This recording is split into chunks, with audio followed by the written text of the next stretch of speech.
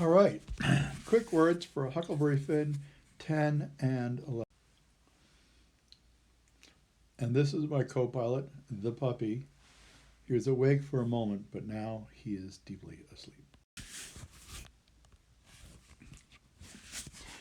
So, I would love to look at you and tell you that chapter 10 and 11 represent a deeply subtle critique of antebellum South and gender roles, but not really quite. This is sort of more of a we need to get the plot moving. But there's a bunch of stuff that happens here that is pretty important.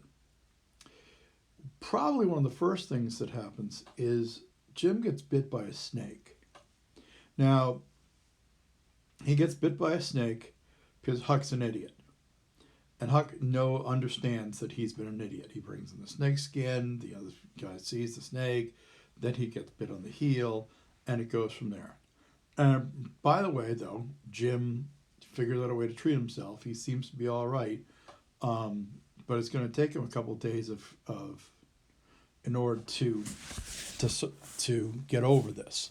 This is a nice, easy way of making sure that Jim doesn't leave the island and doesn't head over to Illinois. Now, there aren't a lot of, there are maps at the time and people know where Illinois is, but Jim can't go there just by himself. It's not like, again, he's on the Mississippi. It's not like the Housatonic. It's a gigantic river at this point that's 5 or 6 miles across. So he needs to get sort of paddled over there. And he absolutely needs Huck to keep him safe. Now, why Huck dresses up like a girl, I don't know. I don't know if that's. It is sort of a way. Let's hide him. It does highlight the fact that Huck is pretty young and probably can to go drag pretty quickly and easily, though. As a drag queen, he needs some work on things like threading needles and catching balls.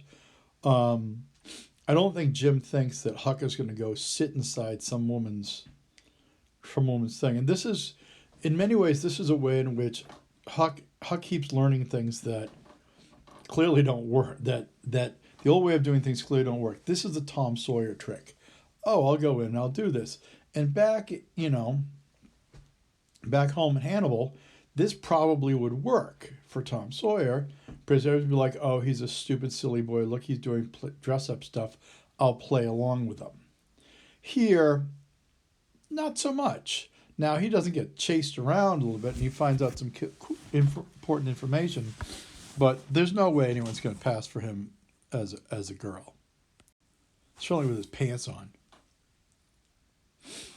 And so when we see this, we can kind of see how that's going to work. The drawing sort of makes it work, but Huck doesn't have a real sense of himself. So I think that I'm not a drag queen. Should I ever become a drag queen, it would be a really exciting thing for everybody. However, I would think that the most important part of a drag queen is embracing your inner gender. And in this particular case, Huck's gender is fairly male, so embracing it isn't really going to help him through. All right, let's be a little more specific here. What's important about this chapter? It's important that the most important thing is they got to move the plot, and they have to get off the island. Because while they're on the island, Jim is pretty soon going to figure out that he can leave real quick, and that's going to end the book. So Twain doesn't want the book to end right away. He has a whole bunch of other things he wants to start doing. So he needs to move the plot. That's the thing. The second thing that's important is Huck still thinks he is all that. He still thinks that, the Tom Sawyer tricks are going to work. And it got him away from his dad. So, yep, it does. And it works for a little while there. But not more. And if her husband was home, he would definitely get locked up and he'd definitely get beat. And then people would figure out that he's Huck Finn. And then the people in that house would get a huge amount of money as a reward for catching the real Huck Finn. And it's not really catching. It's not like they're going to bring it back to the police, but it's going to be, oh, thank God you brought it back. Here's $100, and that's great. So because he's a boy, the Judith, the housewife there, can't really keep him. She's like, I don't know who you are. You're in my house. You need to get out. Um, but she is kind of dragging her feet a little bit, and sort of with the idea that maybe her husband's going to come home and take care of this. Nonetheless, always look to Jim. What's Jim doing? Jim needs to know what's going on the shore. Jim needs to know what the information is. And now that Huck comes back saying, "Hey, they know about us, and they know about something, and they're coming to the island, and you've got a reward on your head," Jim's like, "Oh, gotta go," and the gotta go is important because if he sticks around there, sooner or later he knows he can go to Illinois. But now he's going to run, and he has to be with Huck. Last but not least, and this is starting to become more and more important. People are awful. People are awful, and there's no the two good people in this book are Jim and Huck, and they're not that good. Everybody else is pretty much gonzo. And Judith, the housewife's like, "Oh yeah, we're gonna go catch me a slave. It's got to be a bunch of money. We're happy about that." And you're like, "Oh, really, really?" So that's pretty much all that goes on in this section. It's important just to see that Huck's starting to realize that he's not that smart. He screwed up the snake thing, and he knows that, and he screwed up the dressed like a girl thing up, and he knows that.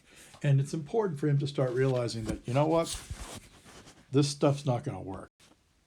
All right, so this was a nice homework that dealt with the gender, and I think that that's an interesting point. All right, so the whole idea, Twain is mimicking women as being easy and sort of weak, almost as women they want to get them offer themselves. I don't know if he is. I wouldn't go to Twain on that one. I would say Huck is starting to move these ways. Yeah, I mean, I think that this is a real good point. I'd be careful with sort of labeling Twain on that. Twain is so tricky in this book. He's not really being honest with you, and that's the thing about satire. Satire is the author. Everything is a joke, so it's hard to say where the author thinks. Wasn't Jim? Why does Jim not question about having to leave the island at 11 p.m.? Because Jim was pretty much aware that something like this was going to happen. Jim thought, they're searching for me, they're searching for Pap, they're probably searching for Huck. It's not going to take them too long to figure out this island hanging out in the middle of the river is a pretty good place for us to go. So when Huck comes back and says, they're after us, they're going to come, he's like, yep, gotta go. Because the last thing he wants is to be caught, brought back, and then sold down to New Orleans and never see his family again. Why go on a hunt for your boy you think is dead? This is good. I put this one in because of this. And I think that the person here is missing something. All right? Why look for Huck if he was kidnapped and not dead? Why look for Jim and innocent in all this? All right, so first off, Jim is innocent, but Jim is a runaway slave. So the fact that he ran away is a crime, and the fact that he's worth $300 is really cool because people want that money. So he, and he's black, so they're gonna just blame him. Oh, the kid's kidnapped. I bet Jim took him because that's what they do. So that's one. The second thing is if Huck is dead, his $6,000 has to go to somebody. If Pap is still alive and Huck is dead, the money would go to Pap. If Pap is dead and Huck is dead, then the money sort of hangs out to figure out who's the closest relation. Perhaps it's the widow Douglas. Perhaps it's the judge who's going to say, we hold this in escrow. But when you look at Huck, just remember $6,000. Or, as Judith thought, $10,000. And she probably suspected that was Huck. And she probably suspected that she could have gotten the money, but she knew she couldn't have stopped him. And Jim. Now I put this in there because this is really important. I think that this thing misses it a little bit, but here. If Huck finds out that's his dead father, Huck has no reason to run. If Huck has no reason to run, he might as well go back to his $6,000 and live with the widow Douglas. And if he does, Jim is screwed. So Jim's not going to tell him. Jim's not going to tell him. Jim's going to just say, oh, it's some dead body. Ooh, isn't that cool? And Huck's going to be like, oh, yeah, that's cool too. And then he sails on. Because now he thinks if Pap's coming after him, Huck's going to run. It's actually one of the reasons why they leave at 11 o'clock at night. Because Huck thinks Pap is coming after him. He's been abused. He's terrified. He doesn't want to go back to his abuser. Okay, gotta go. And it's a lie that Jim says, but I think it's an understandable lie. All right, thank you very much.